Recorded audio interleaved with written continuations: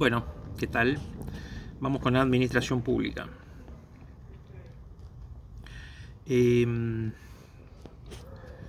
visto ya los procesos, hemos visto... Ustedes, si hacemos un encadenamiento hacia atrás, todo parte desde una lógica, ¿no? Ver qué era la organización estatal, de dónde surgió, qué es lo que hace, por qué, etcétera, etcétera. Bueno, vimos el proceso, que es como ustedes saben, en el proceso se transforman los insumos a través de algún uso tecnológico en algún producto, un derivado final, que serán, como habíamos dicho en la definición de políticas públicas, son procesos, surgen de los procesos, las políticas públicas, que pueden ser bienes, servicios, actividades regulatorias. Que ya vimos algún uso tecnológico, vimos de qué se trata el producto, el bien, el servicio. Lo que necesitamos ahora es saber con qué recursos, ¿no?, puede producir todo eso. Y tiene que haber recursos económicos, de algún lado tienen que salir, y también recursos humanos. Bueno, respecto a los recursos económicos, el Estado cómo se financia. Básicamente el Estado se financia a través de tres herramientas. La emisión monetaria, que la estamos viendo en estos días, con el consiguiente problema, ¿no?, que la emisión monetaria, la expansión de la base monetaria generaría un impacto importante sobre la demanda agregada. Si ustedes lo googlean, alguno lo habrá visto en economía, el modelo Mundell-Fleming, ¿no? Entonces, eso en realidad la ciudadanía lo terminaría pagando con mayores precios. Esto es así como un efecto inflacionario, porque ante una demanda fija, si tenemos una oferta fija de bienes y servicios, tenemos cada vez mayor cantidad de la otra variable, que es la oferta monetaria. Por supuesto, sobre el razonamiento cartesiano de Jean-Baptiste Say, para obtener un producto de algo, si hay más circulante y estando fijo la oferta de bienes y servicios, teóricamente eso tendería a buscar un precio mayor. Entonces, de alguna manera, ese financiamiento lo terminaría pagando la gente. Respecto de otra herramienta, podría ser la deuda, ¿no?, el crédito público. La deuda es la consecuencia del crédito público. Esto significa pedir dinero prestado o financiarse con los proveedores del Estado. Una u otra cosa seguramente tiene un componente financiero, implícito o explícito. Hoy tenemos una crisis, ¿no?, de deuda, ustedes lo saben, de la deuda externa, de la deuda que se paga en el exterior, con ley que no es Argentina. Respecto de la otra variable, que sería la más legítima, es la variable tributaria. ¿Qué es la variable tributaria? Bueno, son imposiciones obligatorias, de carácter obligatorio. ¿Y por qué existe esta herramienta? Bueno, esta herramienta surge precisamente del poder del Estado. La potestad tributaria es esa capacidad que tiene el Estado de detraer riqueza de los particulares en beneficio del Estado. Dentro de la familia de los tributos nos encontramos básicamente con impuestos, tasas y contribuciones. Las tres son obligatorias, las tres son de carácter obligatorio. La diferencia es que en la primera, en el impuesto, esta obligación de contribuir, porque el legislador encuentra, que es el que debe crear los impuestos, encuentra una manifestación económica, un hecho económico, ¿no?, en algún hecho económico, puede ser una compra-venta, etcétera, encuentra una manifestación de riqueza, impuesto a la ganancia, una manifestación, o bienes personales, una manifestación de consumo, como puede ser el IVA, y entonces decide gravarlo. A eso lo va a llamar hecho imponible. Sobre el hecho imponible seguramente va a extraer la base imponible y sobre la base imponible una alícuota, y después de ahí surge el impuesto a ingresar. Los impuestos es esa capacidad de imponer. Entonces, ¿esto qué quiere decir? Los contribuyentes, los ciudadanos, tenemos que aportar, tenemos que pagar un quantum, un monto de dinero, sin esperar recibir nada a cambio en particular. No quiere decir que el Estado pueda cobrar impuestos por cobrar impuestos. Los va a tener que aplicar a la producción de bienes o servicios públicos y al desarrollo de regulaciones. Para ser más claro, probablemente yo pague muchos impuestos y diga, mis hijos van a la educación privada, yo tengo una obra social privada, vivo adentro de un country, prácticamente no uso bienes producidos por el Estado. ¿Por qué debería yo pagar? Bueno, hay que pagar porque hay una imposición, es una obligación tributaria. Y recordemos ese postulado de la permisión. Nadie está obligado a hacer lo que la ley no manda, ni privado de lo que ella no prohíba. Pero si la ley manda a pagar, tiene que pagar. Por supuesto que hay una serie de límites, que es que el principio de legalidad tiene que estar sancionado a través de una ley formal de Congreso, con iniciativa en la Cámara de Diputados. Hay un límite que es la no confiscatoriedad. Hay otros límites que es en algunos lugares, por ejemplo en la Ciudad de Buenos Aires, la irretroactividad de la ley penal. En el sistema nacional no es así. Evitar la doble imposición.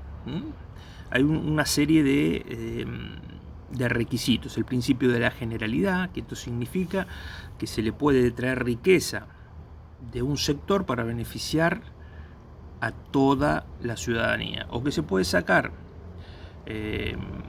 a toda la ciudadanía para beneficiar un sector, pero nunca tendría que haber un trasvasamiento de un sector a otro sector. Eso en el tema de impuestos. Entonces, ¿qué quiere decir? Que uno tiene que pagar, es el hecho de contribuir al Estado para que el Estado con eso lleve adelante determinadas prácticas. ¿Es redistributivo? Puede serlo, No necesariamente el impuesto es redistributivo. Hay impuestos que son más redistributivos como ganancia, impuestos que no son redistributivos como el IVA. ¿Por qué? Porque todos pagamos un 21% sobre los productos. Y ahora alguno de ustedes dice, bueno, pero el que consume más paga más. Sí, pero porque consume más. Ahí hay una proporción. Impuesto a las ganancias, no hay proporción. Uno gana una determinada cantidad de dinero, se aplica una alícuota. Gana más que ese dinero, esa alícuota se va acrecentando. Hay una progresividad. Entonces, los impuestos son esta capacidad que tiene el Estado, es un imperio por imperio del Estado. No necesariamente quien contribuye deba recibir una contraprestación de acuerdo a su prestación. Es una prestación económica y la contraprestación puede ser general. Sí tenemos que notar esta cosa, no solamente tiene que ver con un elemento de redistribución el impuesto. A veces también el impuesto es la única herramienta posible para financiar bienes públicos puros. ¿Se entiende? Si yo tengo un bien público puro que no puedo detectar quién es el que lo usa, y no puedo, recuerdan que una de las incapacidades que tenían los bienes públicos puros como falla del mercado es yo no puedo capturar la renta. Por eso lo hace el Estado, porque no lo haría un particular. Si un particular invierte y tiene un costo elevado y quienes usan pueden usar sin pagar, entonces nadie produciría esos bienes. Por eso el Estado los produce y los puede financiar a través de impuestos. Si no hubiera impuestos, no se podrían financiar los bienes públicos puros. Entonces la pregunta engañosa, capciosa, yo puedo hacer un examen, es los impuestos, a través de los impuestos son utilizados para pagar bienes públicos puros. ¿Es verdadero o es falso? Con eso puedo, pero no solamente debo afectar los bienes públicos puros. La universidad que disfrutamos, ustedes y nosotros, yo soy egresado de esta facultad, se paga con impuestos, con rentas generales. ¿Y podría pagarse de otra manera? Sí, claro. Primero, podría tener un precio, porque es un bien homogéneo, ya lo hemos demostrado. Se puede calcular mi salario, se puede calcular otros gastos. La conectividad esta la pago yo, no la paga la universidad. Se puede si es asistencial podemos saber cuánto cuesta el alquiler, o cuánto es ¿cómo se llama? Con el paso de los años se va amortizando, ¿no? ¿Cuál sería la porción fruto de o la amortización o del alquiler o del canon que se paga, o de lo que se puede llamar una imaginación de un canon locativo? ¿Cuánto saldría si yo alquilara esa aula para hacer otra cosa? Tiene un valor de mercado. Cuánto cuesta la luz, cuánto cuestan los bedeles que nos traen los proyectores al aula. Todo eso se puede hacer un cálculo dividido los beneficiarios, porque no es un bien público puro. Yo puedo saber el costo no tiene una externalidad, está internalizado. Entonces bien se podría pagar primero con un precio, como hace la Universidad de Belgrano, como hace la Universidad de El Salvador, o también, si lo provee el Estado, se podría pagar a través de una tasa. Ahora vamos a ver qué es eso. Entonces los impuestos tienen esa característica. Las tasas, la familia es impuesto, tasas y contribuciones. Las tasas también son obligatorias, también nacen de la ley, pero la diferencia es que la tasa debe ser retributiva de un servicio. ¿Qué quiere decir? Bueno, que yo debo pagar por un servicio que se presta, y ese servicio, lo que yo pago, debe tener alguna proporcionalidad con el servicio que se presta. Por ejemplo, alumbrado, barrido y limpieza. Uno puede decir, bueno, pero mire, yo no produzco basura, yo tengo una compostera, yo reciclo, soy un tipo ecológico, o me la como la basura, no sé, pero yo no la saco, a mí no me recolectan la basura, que no barran, a mí no importa, barro yo, y para la iluminación salgo con una linterna. Y va a decir, bueno, no nos importa. El Estado provee este servicio, y este servicio tiene que ser sostenido por todos y de manera obligatoria. Ahora bien, en algún momento la Corte Suprema de Justicia, respecto de un organismo que se llama Inspección General de Justicia, si ustedes trabajan alguno en un estudio contable o tal vez un estudio jurídico, la deben conocer, y la que está ahí en el Bajo, está en Paseo Colón y Moreno, es la autoridad de aplicación de las sociedades. Ustedes ahí presentan los balances, la modificación de los directorios, etcétera, etcétera.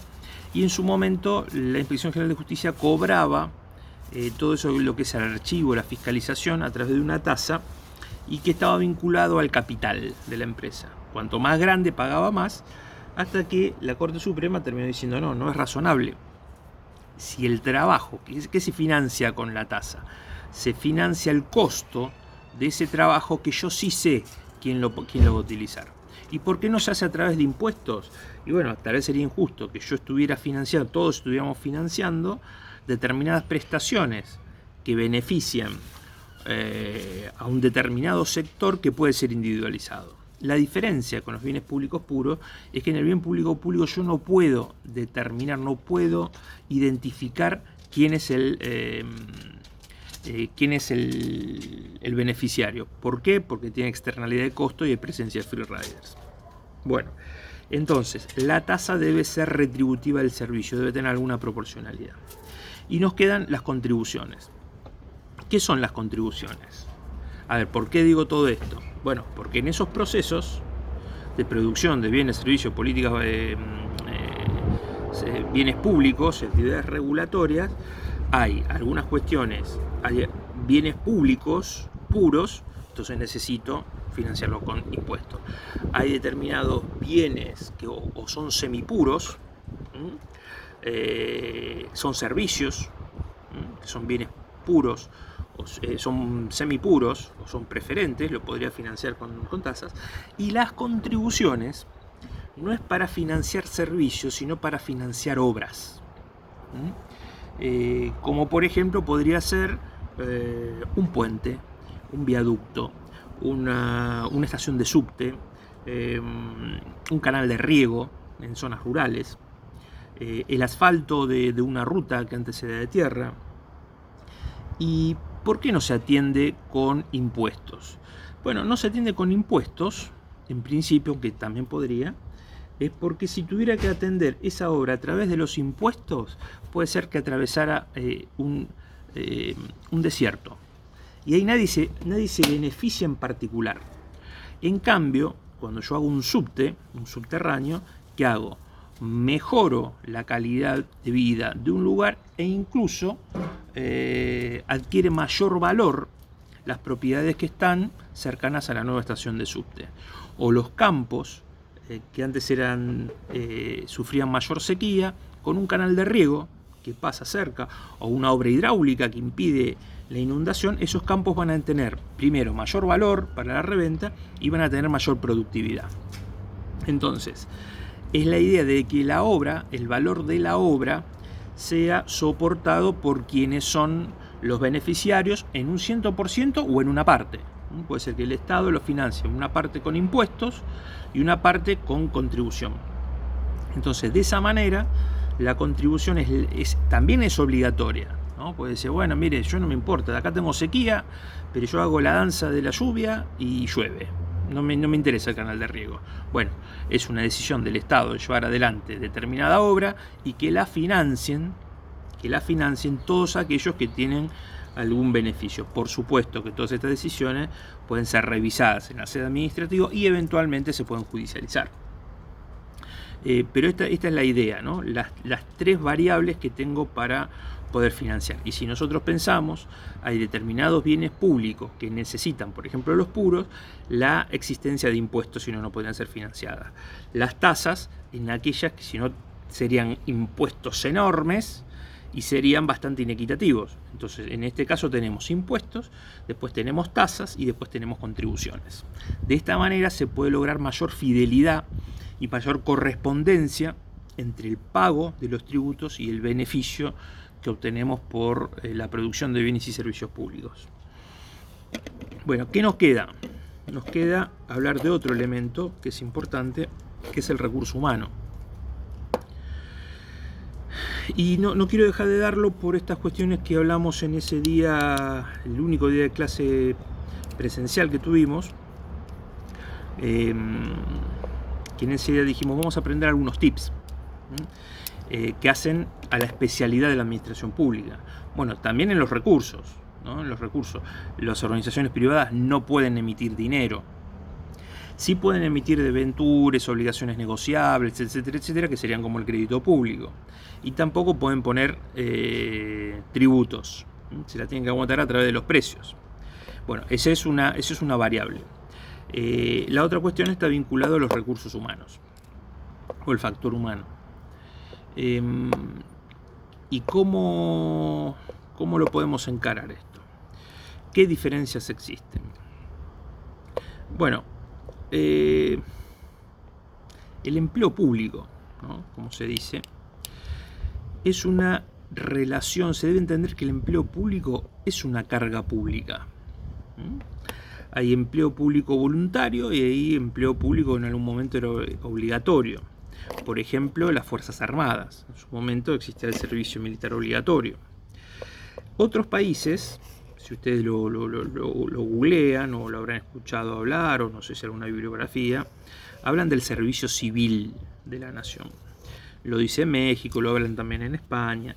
No se habla por lo general de la administración pública en ese sentido, ¿no? Se habla del servicio civil como el cuerpo de servidores que tiene el Estado.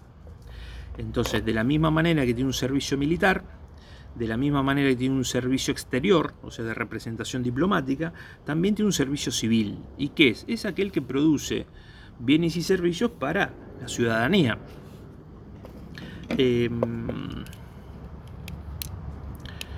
Entonces, acá viene un tema. El Estado necesita de una fuerza laboral pública. Entonces, ¿qué hace? De la misma manera que al servicio exterior de la nación, de la misma manera que al servicio militar, y ahí ya no estoy hablando del servicio militar obligatorio, hablo de los cuadros jerárquicos, hablo de los generales, hablo de los coroneles, hablo de los capitanes, hablo de los mayores, de los tenientes, de los sargentos, de los cabos, de toda la fuerza, de fuerza aérea, incluso la fuerza de seguridad.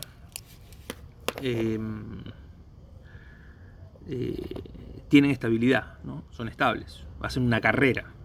El Servicio Exterior de la Nación, ustedes, estudiantes creo que hasta los 25 años, una cosa así, o hasta los 30, se pueden inscribir en el ISEN, que es el Instituto de Servicio Exterior de la Nación. Es con examen de ingreso, si ustedes entran, lo forman 2 o 3 años y pasan directamente como ayudante segundo, empiezan en lo que es la carrera diplomática. Lo irán ascendiendo, lo irán destinando, tal, tienen una estabilidad. Tienen una estabilidad.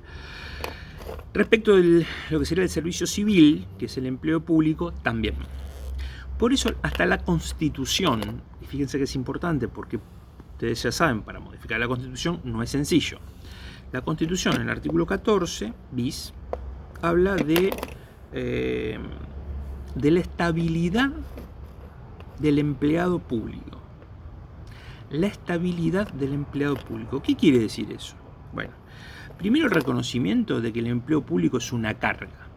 Está definida unidireccionalmente desde la organización estatal hacia sus empleados.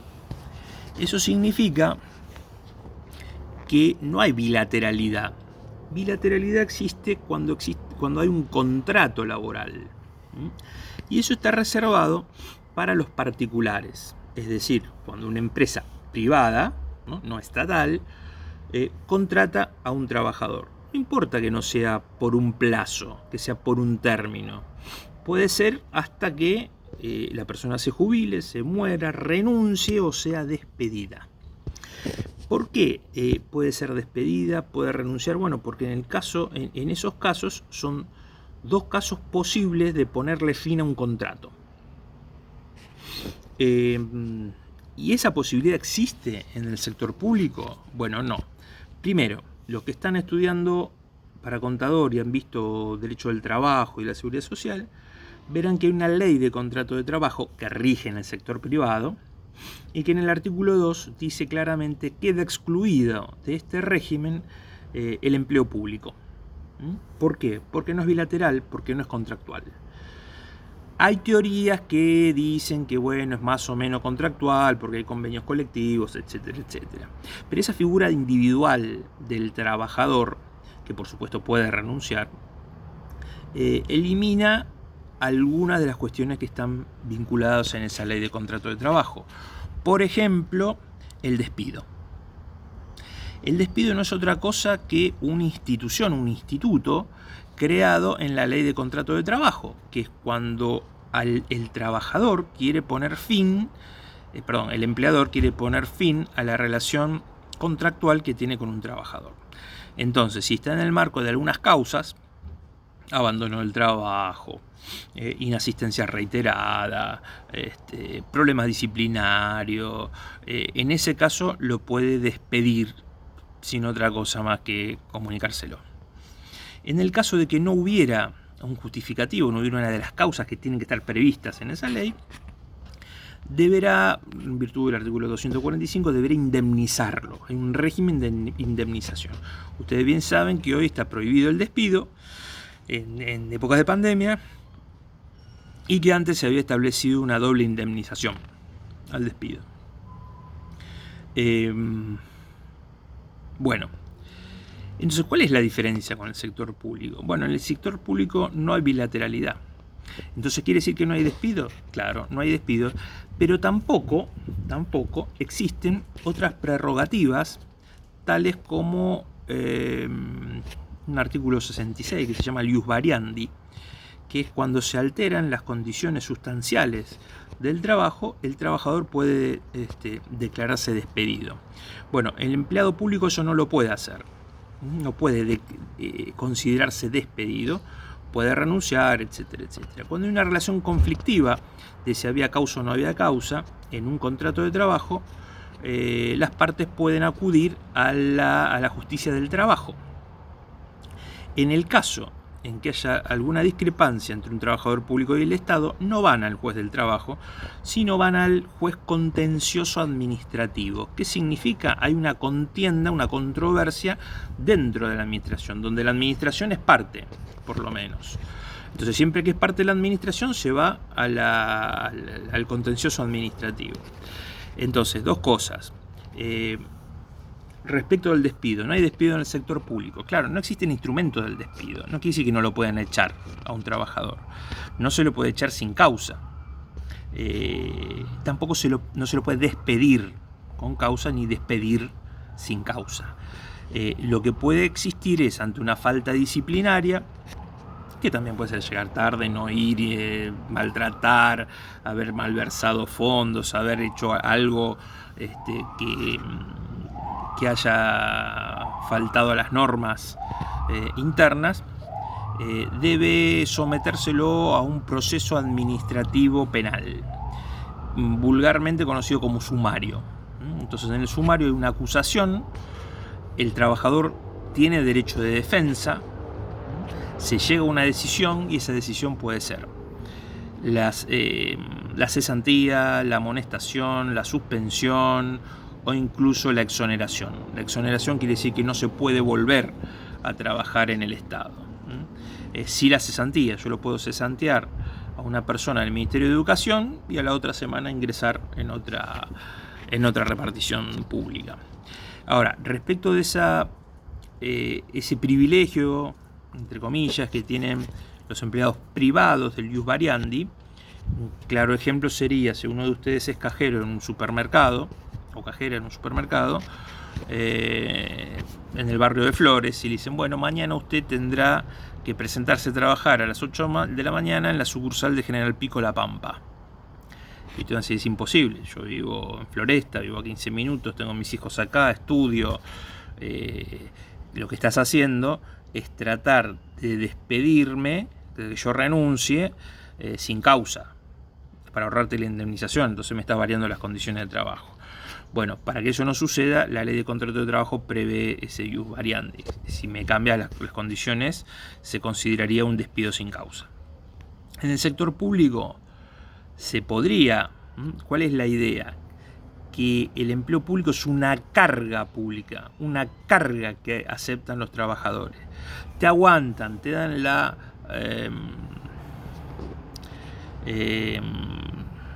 inamovilidad, ¿no? Del empleado público, pero cuando el Estado te necesita, vos tenés que estar. Si es necesario trabajar un sábado, si es necesario trabajar un domingo, si es necesario trabajar un feriado, el empleado público tiene que ir sin que hubiera horas extras. Después se discutirá, los convenios colectivos generalmente o ponen horas extras o francos compensatorios, etcétera. Pero en principio, el trabajador estatal tiene que estar. Y cuando le dicen mañana tenés que ir a General Pico La Pampa, tienen que ir a General Pico La Pampa. Si alguno de ustedes tiene algún pariente que es militar, le dicen, bueno, a partir de mañana usted tiene que revistar en el Cursucuatiá, en Corrientes, y se tiene que ir, y muchos van con su familia. De la misma manera que alguien está en el Servicio Exterior de la Nación, diga, bueno, mañana te tocó la representación argentina en India, y se tienen que ir a la India. Y pero a mí me gustan los asados, te tenés que ir a la India porque el Estado te necesita a vos en la India. Hay inamovilidad, está esa garantía de que no te van a despedir, que siempre vas a integrar la administración pública, por supuesto, si dura tu buena conducta, pero también como contraprestación el Estado te puede pedir determinadas cuestiones exorbitantes. Bueno, entonces es importante que ustedes sepan esto, porque llegado el caso, como pasó en gestiones anteriores, determinados directores, ministros, viceministros, subsecretarios, etcétera, que por primera vez llegan al Estado, algo que no debería suceder sin formación, dice, bueno, vamos a disponer el despido de determinados agentes, y le mandan telegrama de despido y se hacen una panzada, ¿no? Los empleados, porque dicen, no somos empleados, no se aplica la ley de contrato de trabajo, y nosotros tenemos la garantía de perdurar en el Estado como empleados porque lo dice la propia Constitución. Pero bueno, la otra cuestión, ¿cómo se ingresa al Estado? Bueno, escuchamos hablar de la famosa meritocracia, no empleada en la Argentina, no empleada en la Argentina. Uno no sabe muy bien por qué o cómo es que hay tantos empleados públicos, sí sabe cómo es, sin embargo no está descripto. Debería ser a través de un concurso. El concurso sería responde al principio de concurrencia y una política de reclutamiento por parte del Estado. El Estado debe, en función de los procesos que produzca, puede determinar: yo necesito tantos ingenieros, tantos químicos, tantos abogados, tantos contadores, tantos economistas, tantos sociólogos, tantos psicólogos. Esa sería una verdadera presupuestación, ¿no?, del personal, y debería llamar a concurso, y ahí debería ponderar quiénes son los que están más capacitados para ejercer esa función. Lo mismo la movilidad interna, ¿no? Cómo van progresando dentro de esa carrera, porque es una verdadera carrera, como la carrera militar, como la carrera diplomática, cómo van progresando dentro de la organización. Pero bueno, en principio creo que esto es más o menos, con una apretadísima síntesis, lo que dos recursos, ¿no? El recurso económico-financiero por un lado y del otro lado los recursos humanos. Bueno, seguimos ahora.